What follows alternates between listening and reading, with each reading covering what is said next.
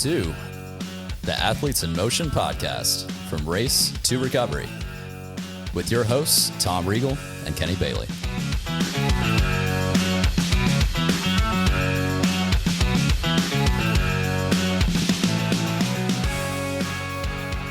Hey, Kenny, how are you? I'm fantastic, Tom. How are you? I'm fantastic as well. We want to welcome back to the show Karelle Laurent of Karelle Laurent Nutrition, who's our certified nutritionist, friend of the podcast. We're welcoming her back onto the show. This is, I think, your third appearance. I think I had you down for fourth even. Hi, back everyone. in July of 24, right? It was the first time we had you on. So I'm going to put those links down in the show notes, episode 70 and episode 83, where we talked about all of that and went into your background and got to know you really well. But welcome onto the show again, Karelle, and some business first. Everyone, thanks for all the notes and things. I'm actually glad, Karelle, that Portugal has moved itself up into the top 5 countries that's downloaded our podcast. So we're sliding them up little by little. Amazing. Which is She's no Germany, but, Germany's still up there.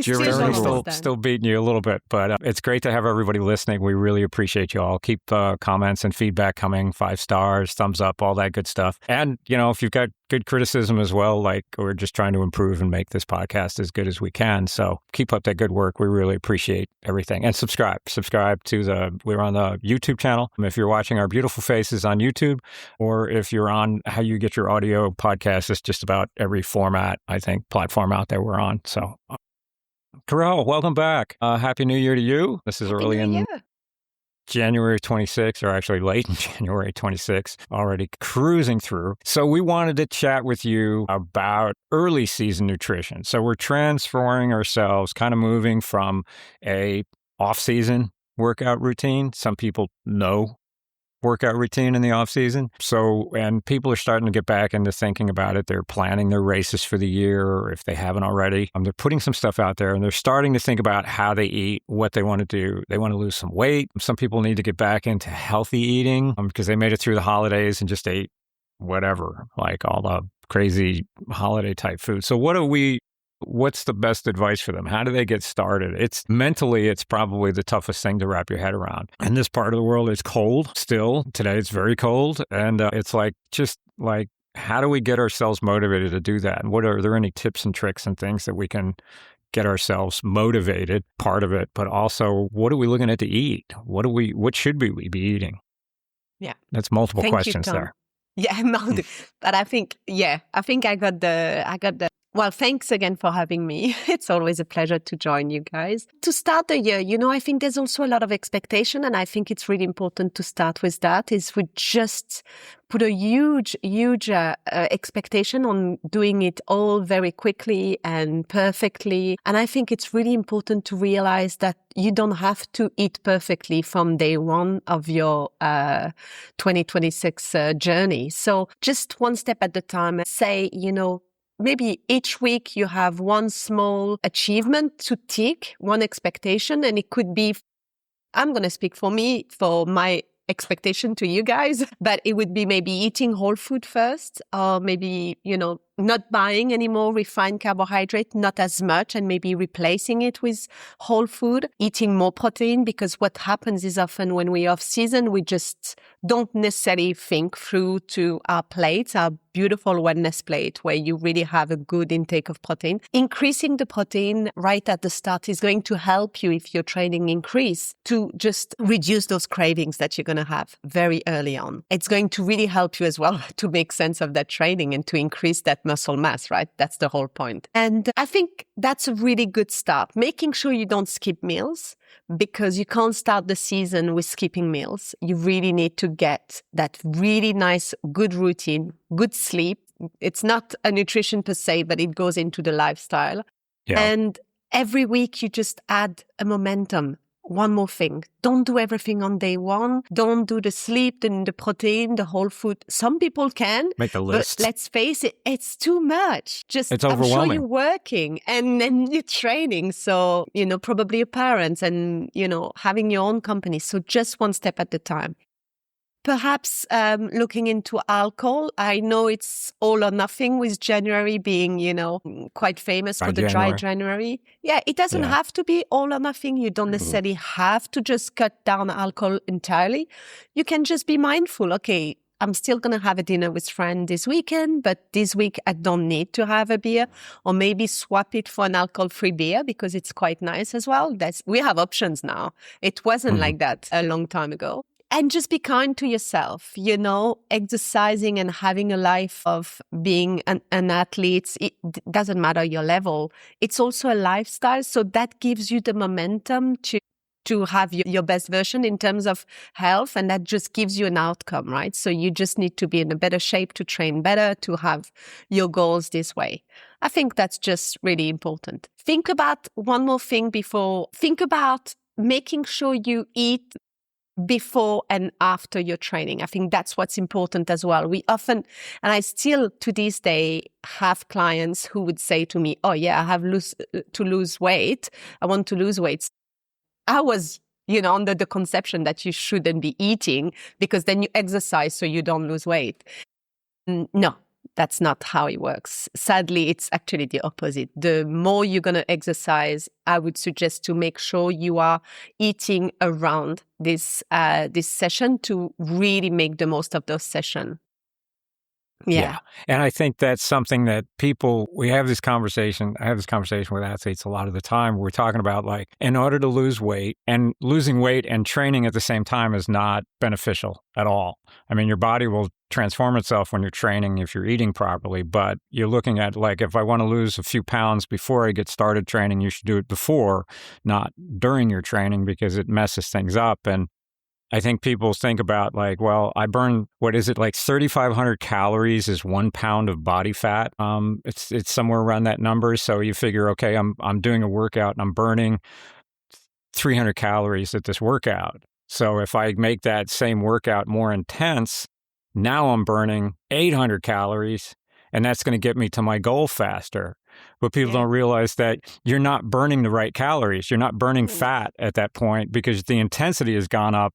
You're still doing it in the same 1 hour workout, but now you're burning carbohydrates and you're burning what could be, muscle glycogen and could be muscle, but your body is now storing fat and it's not burning the fat. So it's not like you can just crank it up, the intensity. So it's having the volume, duration, and then being in the proper zones to burn that body fat that you want, and then have a little bit less caloric intake, because you have to have a negative caloric intake, right, to get this. So how do we manage that? I mean, this comes to my other question. Yes, absolutely. And that's a really good point. It's not a question of how much, because it's not like a bank account in and out. Our body is much more complex than that. And we tend to treat it as a bank account, but it's not. Having a calorie deficit when you are training, it doesn't necessarily mean you're going to lose weight. The question is, when do you take those calories and what are those calories? Again, it's all over Instagram about, what 300 calories relate to. So you don't need me to explain that in terms of, some whole food and processed food. But what I'm trying to say is, for example, someone's going to wake up, have their training, not eating because you have to go straight into your calls or your work, etc., and delay that window of eating for maybe 2 hours after your workout. There is studies that shows that you actually increase calorie intake by 400 to 500 calories per day later in the day, because your body is trying to catch up those calories. So your body is like, hold on a minute, we've exercised and now there's no calories coming. So you're not actively in your rest and digest in your sympathetic nervous system, saying everything's okay, I'm okay, everything's okay, by getting those calories in. So your body is trying to continue to stay in that state, and then later on in the day, it's like, okay, but I'm missing calories, so let me get them back in, and that's counterproductive. Because you're losing attention, you're losing momentum, you're losing focus, and ultimately, it's a huge cause for losing motivation in your training, because it feels so much harder to motivate yourself when you've had such a hard day. So you've had a good session, but you had such a terrible day. You couldn't focus, you couldn't work. So really important is to eat a little bit before and eat after those carbohydrates and protein. And I would even say, the fat adaptation that we also heard a lot about in the last few years, it's fabulous. It works great. But I think that's what you were saying, Tom. It has to be in a certain heart rate and a certain intensity. Sorry, I was looking for my word. It's January, so the words are not coming automatically yet. Yeah, I'm with you on that. Yeah. And if your intensity, I always give that example, you go out of the house, it's flat, and suddenly you have a hill, so your intensity increase. Boom, you're out of that fat. Yeah. As a general athlete that we are, we're not pro athlete. We don't have that same time to invest in that fat. So for them, it works. And that's when the studies have been based on for elite athlete. We're not all elite athlete. We haven't got that same fat adaptation. So be very careful, people, of doing everything that you hear and say it's great, but who is it for? Is it for you or is it for an elite athlete? We all want to be and it's elite, and it's elite men is what they do the studies on, which is like men. It doesn't match up. Of that's 30 years less old. than 1%. Yeah, and that's less than 0.1% of the population at this point. Is like, and it's very true for them. It's not always true for everyone, and I'm not saying these studies are wrong. This is not true. It's not always applicable. Just careful what the study. Yeah. Exactly. Yeah. Read the fine print. Is there, so for people that are on the go, is a protein shake a decent alternative if you can't get whole foods after a workout? Like, hey, I need to get calories in. I don't have a lot of time. To the workout, you mean, Kenny? Yeah. Yeah. Yeah, because I think so. Yeah, some protein are very well formulated, and it's great to be able to have that option. And sometimes a lot of protein powder would have a mix of carbohydrate and protein. Yeah. And that's for that purpose. So if this is your protein post-workout, yes, absolutely. And sometimes you would have that chocolate, or you can add some berries, etc. that gives you the antioxidant, right? To really help with that energy, free radical, and etc. So that's absolutely a good option. But also something important is don't skip the next meal because you've had that protein powder, right? Keep going in. Yeah. Yes. And I I'm think just kind that's of what hoping people to skip. Yeah, to backstop to your point. Hey, I don't have a lot of time. I have to, I did my workout. I got to go back. At minimum, try to grab yourself a recovery protein shake to at least let calories get in, some antioxidants and nutrients, and then the next time you got to get that really good whole grain or whole meal. Absolutely. And if it's a super early morning workout, you can do maybe some chia seed pudding that you have in the fridge. The goal is not for you to have a feast before that workout. Yeah. Maybe 2 tablespoons is enough. The 2 tablespoons is going to allow you to have sufficient nutrient and protein at that moment for your body to be relying on your glycogen without digging into your muscle, because it's not sure when. This active fed state is actually really helpful into calming that cortisol response, right? Yes. So sometimes it doesn't really take long. And it makes a big difference when I'm suggesting to my athletes to try. I said, try. You have nothing to lose. You just try for a few days. And they don't come back to being fasted because they're like, such a big difference. I lifted more weight. I felt better on my run. So it has to work for you. It has to be convenient. Absolutely. So, yeah. Yeah, and that cortisol response thing was key when we put a plug in we did your wellness cycling retreat in Portugal, which I talked about in the last podcast. It was fantastic. We had such a good time. But we learned so much from it as well. And part of that was that reducing the cortisol response in the morning of our wake up higher cortisol, and then eating something, because I normally would go right to a cup of coffee and that starts my day. But I've been using, and the Bertia, is it called? Yeah. Like a pudding type thing that we make. Yeah. We have that a couple of days a week. We mix that in with some other things, and it's been fantastic. It really has made me drink less coffee, which is shocking. and actually, I think my eating's been better throughout the day because I can have that first thing in the morning. I can have a small cup of coffee, and I can go do my workout. And then I come back, and then I fuel post-workout, and then go on with my day. But I'm not sitting here like trying to craving other sweets and other sugary type stuff. And when we say as athletes, and I would say 90% of athletes would say, I prefer to work out first thing in the morning because it's done and my day, it sends you into a very positive mindset for the rest of the day, right? That's true with exercise, but it's also true with nutrition.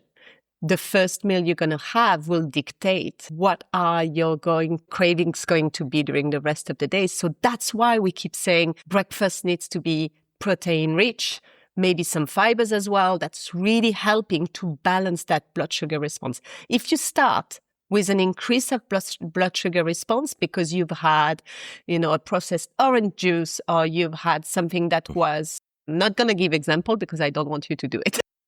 Yeah. That's going to set you in that roller coaster already. No matter what you do after, it's already setting you on that path. So same, you start to exercise in the morning because you want to get the right mindset. Do the same for your nutrition habits and your eating. Focus on that. Just that, bringing that to that focus, that right nutrition approach, and will support your stress response, blood sugar response for the rest of the day.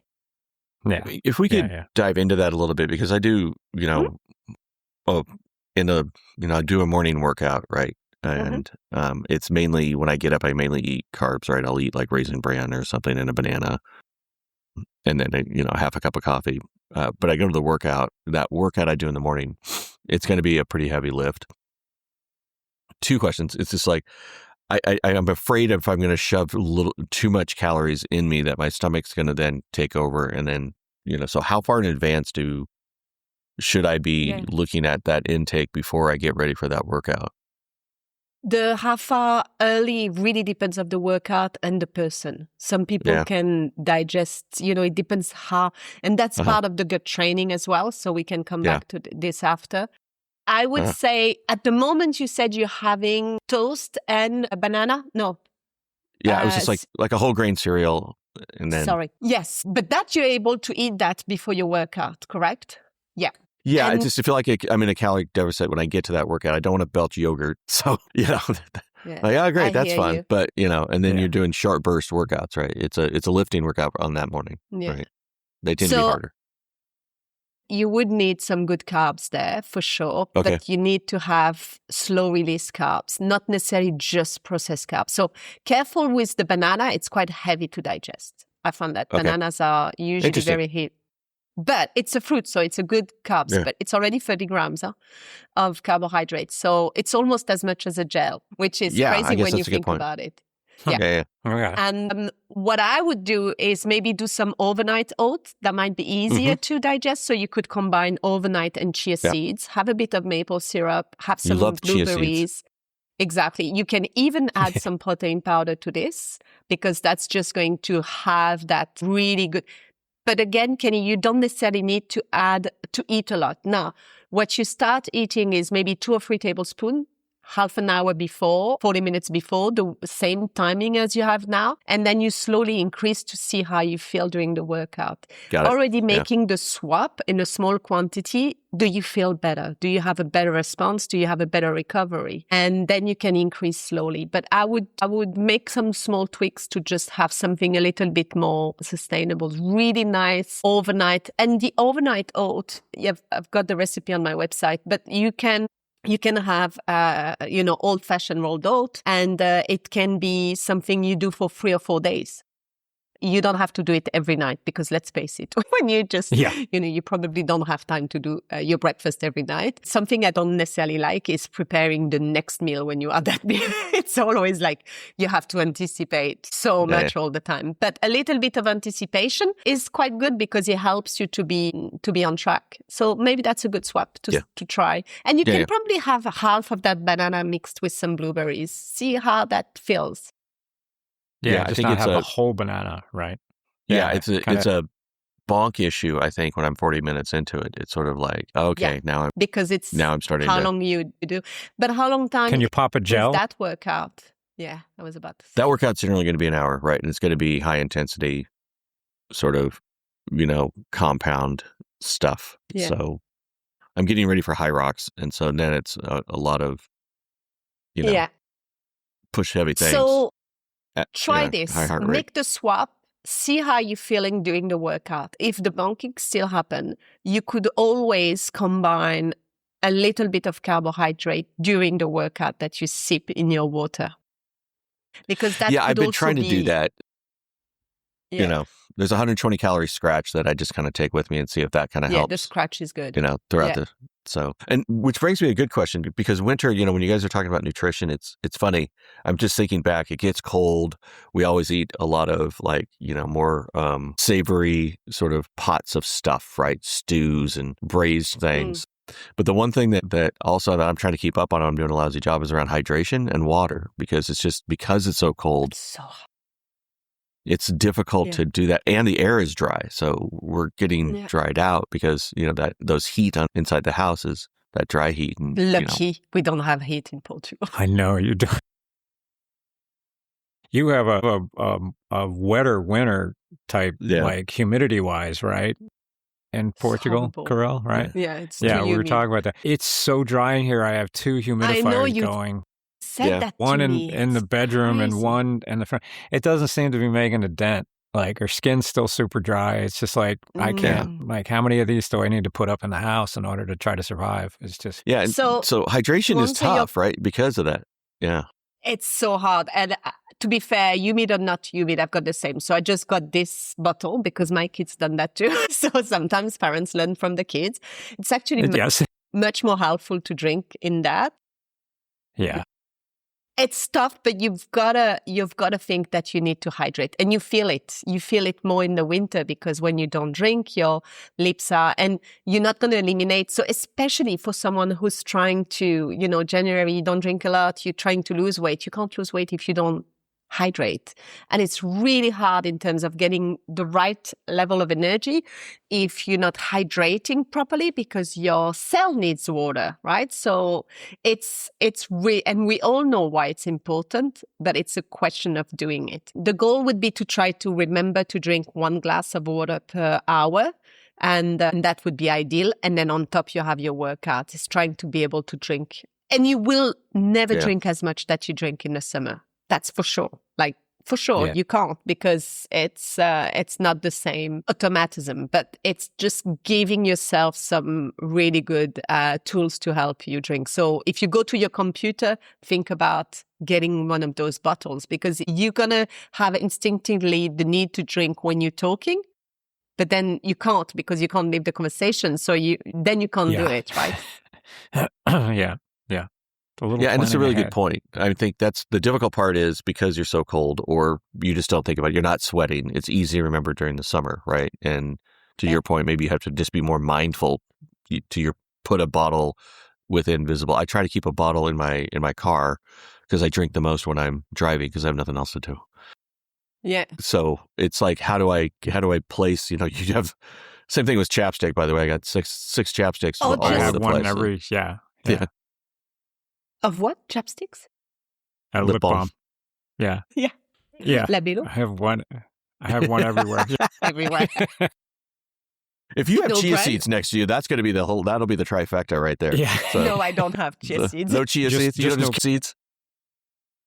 Lots of chia seeds, just no quinoa. Oh, here. I have one in my pocket. Here's some seeds. You can do some herbal tea. It's quite nice as well. So for me, I drink better when I drink warm, because it just, it feels more comforting. But I would just barely infuse my tea. So it's like the water has a nicer taste, a bit more of a flavor taste, but it's just a nice organic.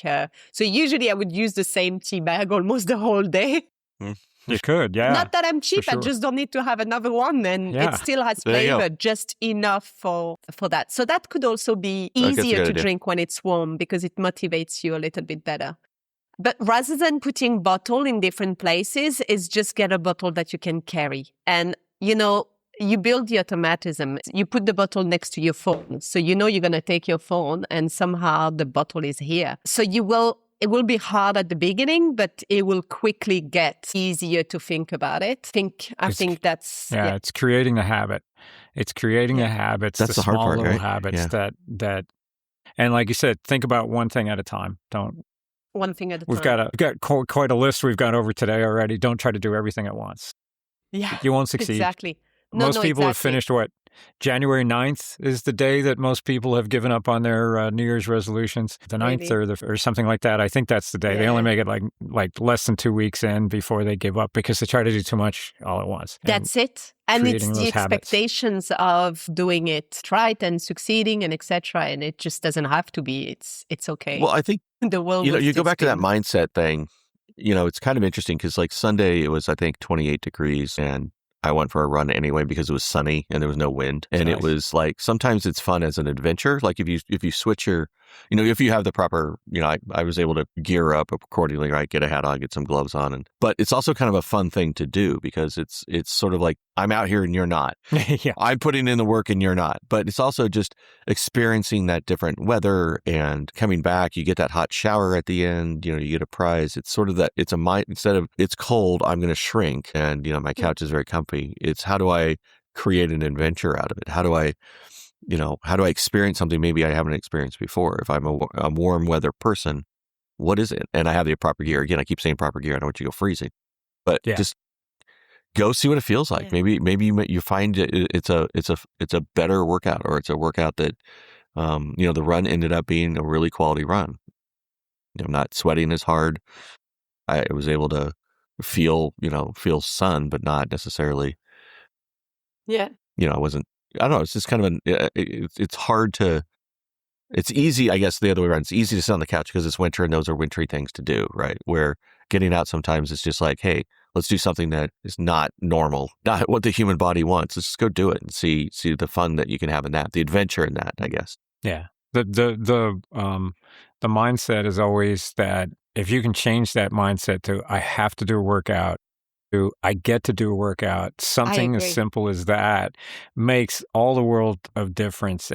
And the best, somebody had a comment, I'm not sure where I actually heard it, but they were like, there's no bad weather, there's just bad improper gear, right? Yeah. So you can go out in almost any conditions. I wouldn't recommend going out in every kind of condition. There's ice, there's other things that are bad, but for certainly there's a lot more you could do outside where moving gives you that dopamine that makes you feel better. It just sets your hormones and your system all up. And say absolutely right. And sometimes I think we just need to remove ourselves from the expectations that workout has to have a length of time.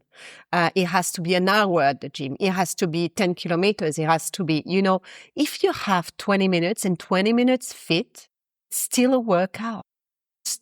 It's almost going to be better. And I always have this conversation with clients who are struggling to get back in their routine or etc., where nobody's going to come. There's no workout police out there who's going to come and say, what? You've done 20 minutes and not 1 hour? Excuse me? Yeah. Mm-hmm. No, just do, even 20 minutes twice a week is so much better than you can't do 1 hour. So it's going to take you 3 weeks and months to get 1 hour done. Get those 20 minutes, 15 minutes. It doesn't matter. It's always, you're going to feel better. And the fact that you're feeling better, it didn't really, you know, jeopardize the whole day. And you didn't have to do like going in out big lengths to organize this 20, 15 minutes. It's much more motivation. And that feeling's going to be very positive, staying a very positive feeling in you. So it's motivating you to get to the next workout. So use that momentum of saying, okay, well, I'm just going to go to the gym and do, 5 minutes on the bike just to warm up. And then I just do arm reps and that's it. And then I go back just during my lunch break. And that's it. You probably don't even sweat too much. So quick shower, whatever, then you're fine. Use that momentum, the rewarding feeling to just go out there and do step by step, because it's the same in food. You don't start with a huge recipe that you've never done before. That's great when you have time and you just, on holiday and you want to experience something. Day to day, get into very, very basic and simple recipe that you can reuse all the time. And it doesn't even need to be a recipe. It can just be, just a few vegetables and then some protein and then something that is easy to replicate, because we are creatures of habits and we won't do something we don't want to do. We're going to do something that made us feel really good. And it's especially in a society where we are driven by the dopamine. that dopamine feeling of reward all the time. So get that reward, use that dopamine reward and use that into motivation rather than inflicting some really hard workout that you're never going to keep. Yeah, that you're not going to do again. Yeah, for sure. So let's talk about fueling throughout the day. So we talk about, as I've been explaining it to athletes, and I'm talking to my athletes and others, and Karelle, correct me if I'm wrong or if there's a better way to say this, is that we talk about that kind of weight loss thing, how we eat, where we eat. We have to fuel for the workout. And I tell everyone to take it into two pieces, right? You've got the workout and you've got the rest of your life, the rest of your day. So approaching it that you need to fuel the workout properly, a little bit before, something during, depending on the length of the workout, and then the recovery afterwards is very important to take that separate from how the rest of the day plays out, how active your day is and how the rest of that goes. So how do we approach that? Am I looking at that right? Is that the best analogy? Yes, 100%. For it? Okay. Absolutely. So you've got your day-to-day, your routine with your 3 meals. That's your standard routine. For some people, it can be 3 smaller meals with some snacks. I always give a ballpark of a 4-hour window between meals because it's a good window where your digestion is resting and it's not too long of a gap. There's no benefits of trying to stretch these 4 hours into 8 hours. It has more detrimental effect than benefits. Not talking fasting, but just in general. Now, the way I explain that often would be, you've got your meals during the day. We spoke about that earlier. Try to get them as a regular routine. That's important. Again, we have clocks in our body. We need that regular routine. Even if it's one night, it's moving, it's okay. But generally, 90% of the time would be great. And your workout, your nutrition around your workout, it's like putting a bubble wrap around your nice vase or something like that. So your nutrition is going to be your bubble wrap. You need to have some before, you need to have some after, and the during. So we spoke about the before and after. The during, there's 2 things. I'm going to speak about the athletes who have an experience and who already had a fueling sorted, but they had a time over the holiday. Don't start where you were. Start slowly to build yourself in. Because often, January, everyone's going to start again where they were, like 90 grams of carbs. And then you're like, oh my God, why? It's just not, I can't take it. But that's because you don't start where you were. You start slowly. The same way, if you don't run for 2 months, you're not going to go from out of the door to your marathon pace and going out for 30 kilometers right away.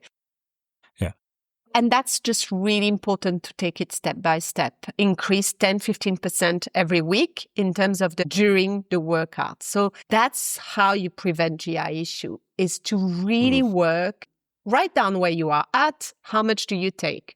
Take it from there. It's your own standard. That's where you are. And then you increase slowly every week, every workout. It's really important to fuel. When you are off season, you can just go for a bike ride and not fuel so much because your body is going to recover from that. There's no problem. It's really your fitness. When you are back into your momentum of your training, you're not fueling for that workout. You're fueling for the whole week.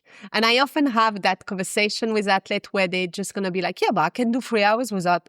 It's not trying to measure your capacity of doing that. We're trying to fuel your workout so they're not having such a high impact on your nervous system. And also, you don't break down muscle. You are increasing muscle. So fuel those workouts. Don't be scared of fueling them because they need to be fueled for so many reasons. To prepare you for the race, to make sure you're sleeping well, and to make sure you're not bunking.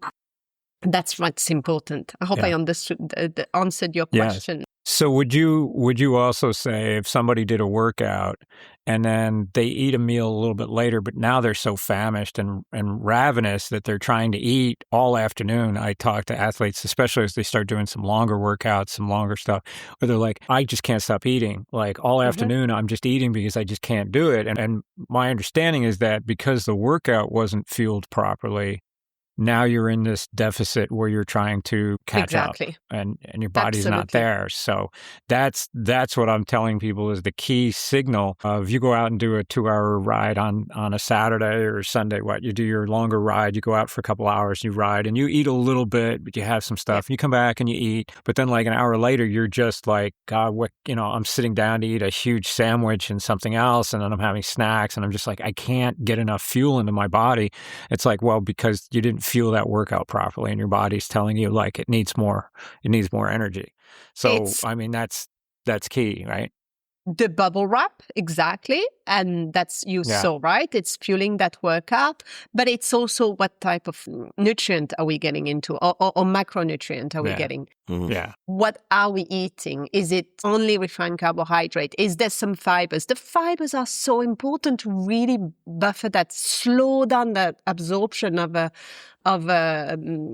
of carbohydrate. Otherwise, it's just only carbohydrate. So your body's going to absorb because you're also training to absorb carbohydrate. So your body's going to do the job you're teaching him to do. Yeah. So get those fibers, get those protein outside to really calm your blood sugar as well. It's a lot thing to think about, but it's not that hard actually once you get into it, if that makes sense. Yeah. And I think the other thing that I've become acutely aware of is that there's not enough fiber in our diets, mostly. 100%.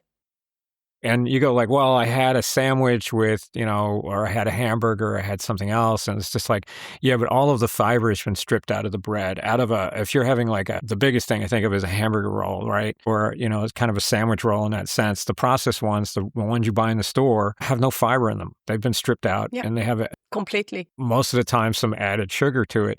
So you're not getting fiber. If you're having, French fries with your meal, you're not getting fiber. You're not getting the fiber that you think you're getting, right? So, and that's causing a whole bunch of GI distress for folks that like, the system needs just little pieces. Yeah. And that's where you get back to whole foods, having natural whole foods. If you can get some baked bread that's made locally, baked bread, or bake your own sourdough or something like that, that's going to have some fiber in it. The chia seeds are going to have some fiber. Flax seeds are going to have some fiber in it. Broccoli is great for fiber. There's lots of vegetables and things that you can add. But I'm watching a football game on the weekend, and I'm just watching the ads that roll through, and there are all these chain restaurants that we have over here. And I'm looking at it, it's like, there's not a single freaking vegetable on anywhere. No. Right. And it's sauced. And it's all, everything's sauced. It's all this. They have this one place has this extra, they cut the hamburger in half and they put it in a plate of melted cheese. And I just look at it, I was like, and we're wondering why the young folks today are having higher rates of colon cancer. And we're wondering why we have all of this, all of these health issues. And I'm looking at this ad going like, this is the reason why, because this is the crap that people are eating. Like, I get it. It tastes great, but you're satiating, an instant need at the, the cost is astronomical. It drives me crazy. Anyway, it's the bigger problem that we have nowadays. It's the intake of fibers. So, a lot of you folks would, use those apps to calculate your macronutrients. And I think most people know how much they should be taking it. And it's so always incredible that, people always say, oh, I'm taking this. I'm like, oh, I didn't even ask. But that's... Yeah. Now, the question that I often have is, can you look at the breakdown of fibers that you have in your app? I can imagine everyone's doing it now. Yeah. And I want you to look at the numbers. And often, I'm not going to share numbers, but I often have, low numbers for athletes. And they're like, oh, okay, I'm taking this amount. We'll say randomly, I'm taking 5 grams of fiber a day. Okay. Now, we should be taking, as adults, across, and this is the same data, whatever it's the US, the NHS in the UK or France, roughly between 25 and 30 grams of fibers a day. The average that American people, it's the same for everyone, huh? It's between 13 and 15 average a day. Yeah, less so than we're half. very far.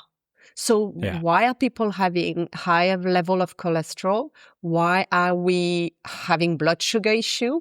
Why are we not going to the bathroom regularly? Why are we having GI issue? This is all those reasons. And there's so many more.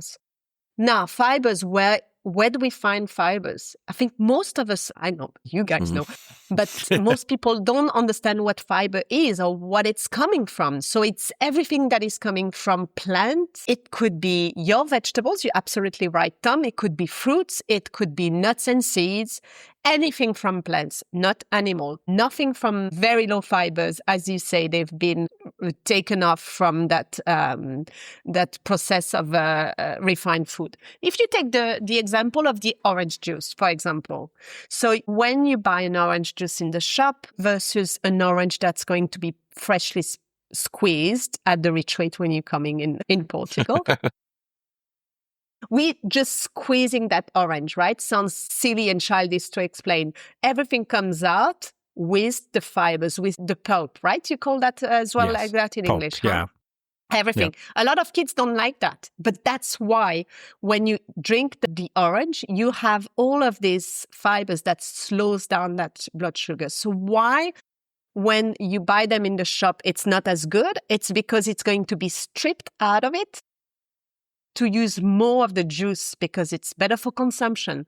So therefore, they don't have any more nutrients, so they're adding those nutrients, and that spikes your blood sugar. So this is why we always go down to whole food. You don't have to press your oranges. Just get an oranges and eat it like that, or with square, but get the whole thing. Blueberries as well. They're going to be fibers in. There's all sorts of ways to get fibers in that is easy. More seeds on your salad. And all of this has this importance of balancing your blood sugar. And I often have that question, are you worried about the fact that we are promoting more carbohydrate during a workout for athletes and they could be more at risk of type 2 diabetes and etc.? I'm not if they are eating a healthy diet. That's the key. That's we don't understand. This is only a few hours, maybe 15 hours a week at the most for athletes, on average, 10 hours. So it's not a lot compared to the rest of the meal that you are having the option of eating. So if you get your fibers, you're not at risk because you are able to offer your body everything that it needs. Now, a very important disclaimer about fibers, don't start at 30 now. Yeah. So if you are at 5, don't go to 30 right away, step by step, pace yourself. Otherwise, you're going to spend your day going to the bathroom.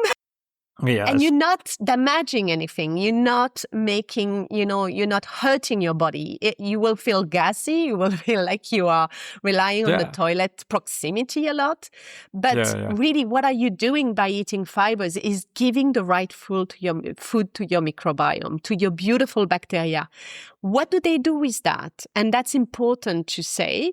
They are creating a byproduct called short-chain fatty acid, and they're different one, butyrate, etc. That short-chain fatty acid is reinforcing the wall of your house, the wall of the gut wall.